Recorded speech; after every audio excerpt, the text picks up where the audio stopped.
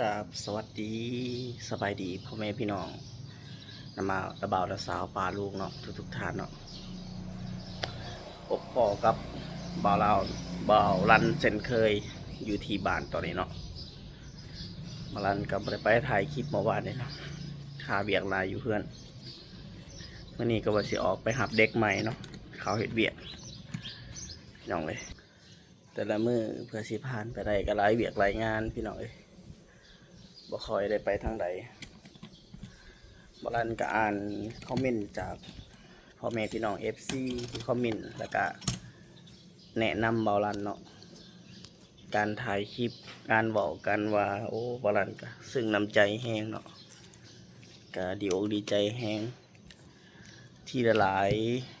คนเนาะพ่อแม่พี่น้องแนะนำมาให้ปรับปรุงการบอกกันว่าหรือว่าจะเป็นการถ่ายคลิปต่างๆเนาะปรันกับซาบซึ่งจิตใจซาบสิ่งจากการแนะนำถือว่าพอสมควรทางเบาพามีเพิ่นก็บอกบอลันทุกมื้อเนาะให้ไปถ่ายคลิปนำบอลันก็คือว่าแหละพ่อแม่พี่น้องเอ้ยเปียกอยู่เพื่อนหลายลูกน้อยไปเป็นงานไปเป็นเขตก็สิได้ไปซ้ำนี่แหละเช่นว่าไปถ่ายซาปอสินะแล้วว่าเพิ่นมีตู้ค่ำหรือว่าพวกน้องท้องวันน้องแหล่สินะแต่ว่าเพิ่นก็กลับเมื่อบ้านแล้วเนาะมาร้านก็สิรอถ่าเพิ่นกลับมาอีกเทื่อนึงจักสิได้ไปนะ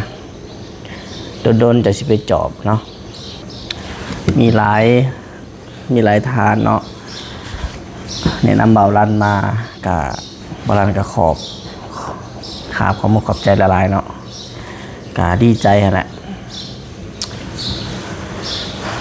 ส่วนนี้บารันก็คือว่าเตรียมงานออกเวียกออกงานเนาะต่างแขวงออกไปสวยพี่น้องทั้งฝั่งไทยอยู่ที่เป็นเคยแขวงจำปาสักเนาะไปแก้เขาเรียกว่าแก้เอกสารต่างๆแก้เนาะเอกสารที่ว่าเพิ่นสิเฮ็ดดำเนินการเอกสารแต่งดองแต่งงานระหว่างคนไทยกับคนลาวหรือคนต่างชาติเนาะบรันก็เป็นเวียกหลักที่ลงแก้ไขให้เนาะหลายจุดในลาวก็ถือว่านี่ก็เป็นการช่วยเหลืออีกแบบนึงเนาะต่างแต่ว่าการช่วยเหลือของบรันนี่คือเวลาบรันลงไปแก้ไขเอกสารระหว่างนำผักนำรัดเนาะหรือว่าเขาไปหาเจ้านายทุกที่นะพี่น้องที่ว่าแต่งงานกันต้องเป็นคนเสียเนาะถึงบรันก็เป็นคนที่แก้ไขให้เนาะในนามที่ว่ามาหับเบียกซ้ายนี่เนาะบรันแก้ไขให้ฟรีเนาะบ่เป็นบริคิดค่าอีหยังจักดีเนาะแม้กระทั่งมีคนแชทมาติดต่อมาอยากแนะนำให้บาลันแนะนำให้บาลันก็แนะนำเนาะบาลันบอกกี่ทีสำหรับความรู้เนาะระหว่างการที่ว่าเขาเฮ็ดเอกสารต่างๆวันนี้บาลันก็สิไปหับเด็กใหม่เขามาเฮ็ดเวียกนำเนาะไปนัดเพิ่นอยู่ที่เซโนเนาะเอาเอกสารไปให้เพิ่นไปลองพิสูจน์เบิ่งว่าเข้าใจเกี่ยวกับสำนวนเอกสารซำใดนะพี่น้องบาลันก็ได้อ่านคอมเมนต์หลายอย่างเนาะสำหรับพ่อแม่พี่น้องที่คอมเมนต์มาสำหรับภาษาลาวเนาะเพิ่นบอกว่าเพิ่นตีเตียนมาเก็บไปปรับปรุงแก้ไขโดยขอบใจหลายๆบาลันจะปรับปรุงเด้อวันนี้เพิ่นบอกว่าถ้าหากว่าบาลันนี่ห่างเหินไปบริถ่ายคลิปแบบว่า2-3 มื้อบริถ่าย FC จะหายไปแน่นอนเพิ่นบอกอันนี้ก็บาลันก็สิปรับปรุงถ่ายทุกมื้อเนาะบางมื้อก็บริไปถ่ายแถวอื่นก็สิได้ถ่ายเป็นคำบอกคำว่าอยู่ในเครื่องในชาตินี่เด้อพี่น้องเลยส่วนในบริเวณก็สับสนแฮะเวียงในเครื่องหลายสิ่งหลายอย่างเนาะบาดนี้เพิ่นแนะนำมาว่าเป็นภาษาอังกฤษเนาะบาลันเปเนาะว่าเป็นภาษาอังกฤษเพิ่นบอกว่าเมื่อไหร่สิเอาเบาทองวันเขาเฮ็ดเวียงนำเพิ่นน่ะคือว่าเห็นคนใหม่ก็เอาคนใหม่หรือว่าถามคนใหม่สินะ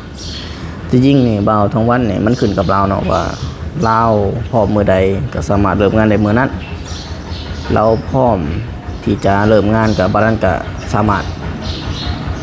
เอาเอกสารเนาะให้เรากวดให้เราเขียนได้เนาะงานมันค่อนข้างละเอียดเนาะบัดนี้มีพ่อแม่พี่น้อง FC คอมเมนต์มาจากฝั่งไทยบอกว่าบาลันนี่นะไปถ่ายคลิปน้องทองวันว่ะไปแล้วไปส่วนเด็กเพิ่น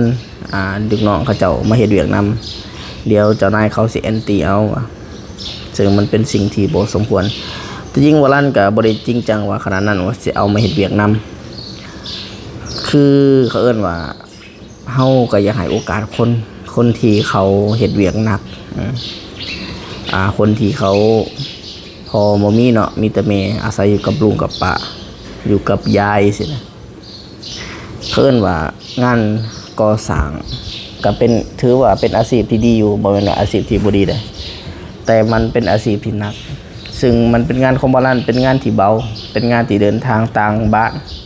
ไปต่างเมืองต่างแขวงนะก็เลยว่าส่วนว่าถามมีความสามารถก็สิให้โอกาสเนาะสำหรับโอกาสนี่คือคนที่ดูมันคนที่อยากหาโอกาสแท้ๆเนาะบ่แม่นว่าเฮาสิให้ทั่วไปนะเห็นผู้ใดก็ให้นะคือเฮาก็เบิ่งเนาะเบิ่งในสิ่งที่ว่าเฮาแบบพอใจเบิ่งสีหน้าสีตาลักษณะการเว้าการว่าของเขาเจ้านะพี่น้องจึงว่าร้านกระส่วนสำนี้เนาะบ่แม่นว่าการที่ว่าสิเอาเขามาเฮ็ดเวียกสิได้เข้าเลยนะมันบ่แม่นจังซั่นกับมีพี่น้อง FC ทางต่างประเทศเนาะน่าจะเป็นภาษาอังกฤษเพิ่นน่าจะเป็นคนไทยหรือคนลาวนี่แหละบ่รันก็ยังบ่แน่ใจเพิ่นส่วนหลายเพิ่นสิเขียนภาษาไทยบ่ได้เนาะหรือภาษาลาวบ่ได้เพิ่นบอกว่าได้เบิ่งคลิปบ่รันตลอดอยู่นะแต่ว่าบ่มักว่ารันบ่ไวแล้วก็บ่หลายโพดสไตล์ว่ารันจะเว้าแบบแข็งเนาะคนทางใต้แบบว่าเว้าเสียงแห้งแข็งอาจสิบ่อ่อนไหวปานใดนะแต่ว่ารันก็สิพยายามที่จริงแล้วมันเป็นเอกลักษณ์ของคนทางใต้แบบว่าเอกลักษณ์นะเพื่อสิปรับปรุงได้มันก็ขอการนำพ่อแม่พี่น้องแหละมันสิใช้เวลาหน่อยนึงเด้อจะได้กันบัดนี้มี FC เพิ่นคอมเมนต์มาอีกแล้วจริงแล้วเพิ่นบอกว่าบ่รันนี่นะเบิ่งคือคนบ่ฮู้บ่จักอีหยังการถ่ายคลิปก็บ่มีจังหวะแบบว่าบ่มีหลักการนับแต่การเว้านะที่จริงแล้วเพิ่นบอกว่าเบิ่งคือคนบ่ฮู้จักที่จริงแล้วฮู้หลายว่ะฮู้หลายโพดนะบ่รันบ่ฮู้หลายเนาะบ่รันจะฮู้เฉพาะสิ่งที่บ่รันศึกษาเท่านั้นเนาะเส้นเป็นเวียกของบ่รันนี่ฮู้อยู่นะพี่น้องฮู้บ่หลายปานใดนะบ่รันก็ยังศึกษาจากน้องพามีหรือว่าบ่าวพามีอยู่ตลอดเวลาอยู่เด้เบิ่งคลิปเพิ่นอยู่เด้กับเบิ่งคลิปน้องลาตีอยู่นะบ่รันบ่ได้คอยเบิ่งคลิปผู้ใดหลายนะส่วนซ่องใหญ่ๆในบ้านโคกนี่บ่รันก็เบิ่งอยู่หากบ่กล้าเอ่ยชื่อเนาะเดี๋ยวสิว่าเกาะกระแสเพิ่นหรือว่าเอาชื่อเอาเสียงเพิ่นมาเว้าในสื่อได้หยังนะบ่รันก็เบิ่งเนาะพอบ่รันจะเว้าเฉพาะคนที่บ่รันไปนำเนาะไปนำผู้ที่เฮ็ดสะพานบุญก็คือน้องพามีเนาะน้องลาตีนั่นน่ะแล้วก็ทีมงานของเพิ่นไอ้น้องเพิ่นนั่นแหละน้องทงน้องสาสินะลงไปก็สิมีบ่าวทองวันไปนำแหละเพราะว่าบ่าวทองวันก็สิได้มาหมั่นหมายกับน้องแหล่สินะพี่น้องขนาดซ่องของสาวบุญบ้านเฮาบ่รันก็เบิ่งหลายรอบเพิ่นเป็นผู้หญิงที่เก่งเนาะเข้มแข็งดีเลยบ่รันก็เบิ่งอยู่การหน้าซ่องใหญ่บ่รันก็เบิ่งคือกันเนาะฮักบ่ได้เอิ้นซื้อมาเนาะจะได้ว่าเอาชื่อเสียงเพิ่นมาเว้าในสื่อในหยังแบบจะก่อกระแสนะเราเฮ็ดให้ FC เขามาติดตามตัวเองสินะที่จริงแล้วก็มีแต่คนดีๆแหละสะพานบุญเนาะในบ้านโคกเฮานี่มีหลายเป็นคนดีมีคุณสมบัติแต่ละคนก็เพราะว่าเป็นการที่ว่าสร้างกองบุญใหญ่คือบ่าวพามีเพิ่นว่าแหละการทำบุญร่วมกันเนาะเป็นการช่วยเหลือสังคมให้โอกาสคน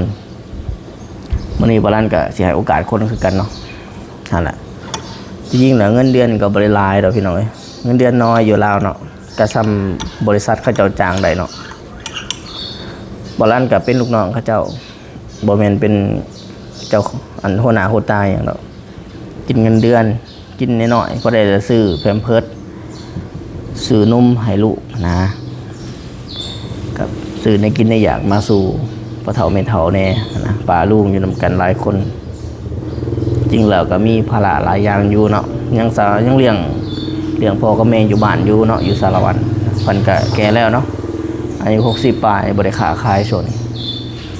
คือว่าแล้วว่านั้นก็เลยไปหาถ่ายคลิปพี่น้องไปหาถ่ายคลิปเบิ่งพอได้ค่าน้ำมันพอได้ค่า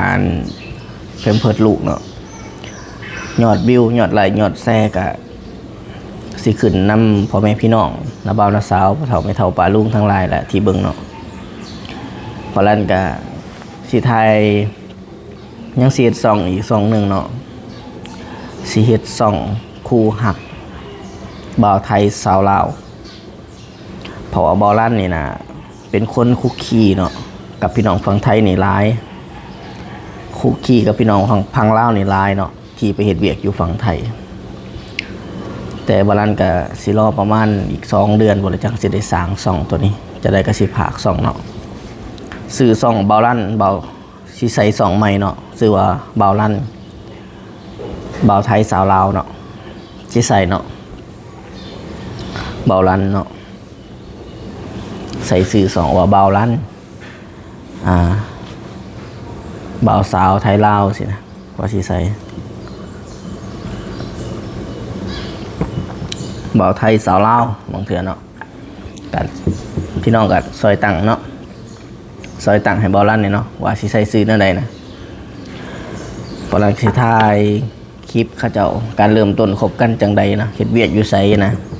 เป็นหยังคือมักคนลาวเป็นหยังคือมักสาวลาวไม่ดีแบบใด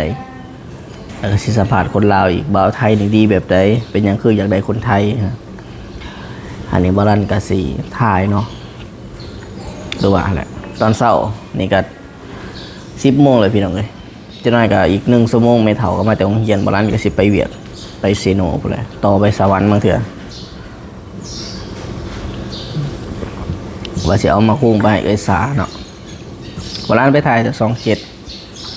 บ่าวลั่นบ่ฮู้บอลไปซ่องใหญ่ๆเพิ่นมีเนาะ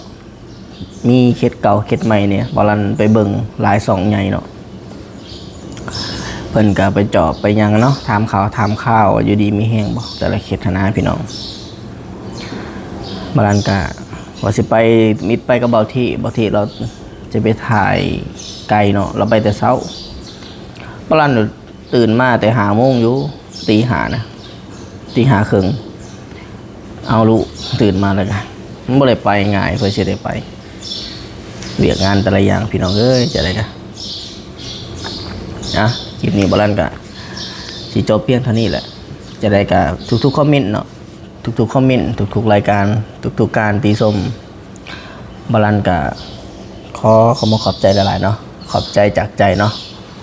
อัดเสียงเว้าสิบ่ค่อยหวานแต่จริงใจเนาะใจถึงเพิ่งใดบ่าวลั่นเนาะคนสารวันบ่เททำจริงเด้อพี่น้องมาเป็นเคยสวรรค์ในเขตจะได้กับผากพี่ผากน้องเนาะบ่จะเป็นคนลาวหรือคนไทยเนาะหรือคนต่างชาติก็ดีเนาะเขามาชมมาอย่างที่เข้าใจบ่าวลั่นเนาะบ่าวลั่นก็ขอบใจหลายๆเด้อจะได้กับขอว่าสบายดีลาก่อนเด้อ